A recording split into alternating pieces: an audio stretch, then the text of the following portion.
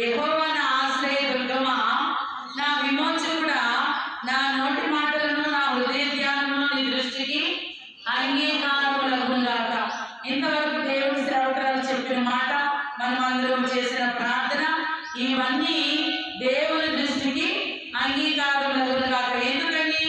ఆయన మనకు ఆశ్రయ దుర్గము, మన విమోచకుడు. విమోచకుడు అంటే ఏ సమస్య అయినా మనకు వచ్చినా దాని నుంచి విడిపించేవాడు అన్నమాట. అంటే సమస్య మనకు వచ్చింది, విడుదల చేసేది ఎవరు? దేవుడే. కానీ మనము ప్రార్థన చేయాలి. ఆనాడు యోబు నిలబడ్డాడు, మనము కూడా నిలబడాలి.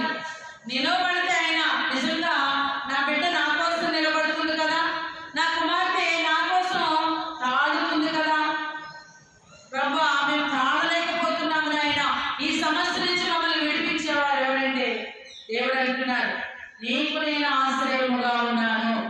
అంతేకాకుండా ఆశ్రయ దుర్గముగా, ఒక కోటగా. దుర్గం అంటే దాని నుంచి దాటి మనకి ఏది రాదన్నమాట. మిమ్మల్ని విమోచించేవారుగా నేనున్నానన్నాడు దేవుడు. ఇటు బలమైన వాక్యాన్ని దైవ సేవకుల ద్వారా మనతో మాట్లాడి ఉన్నారు. చిన్న ప్రార్థన చేసుకుని మరి ఒక వర్తమానంలో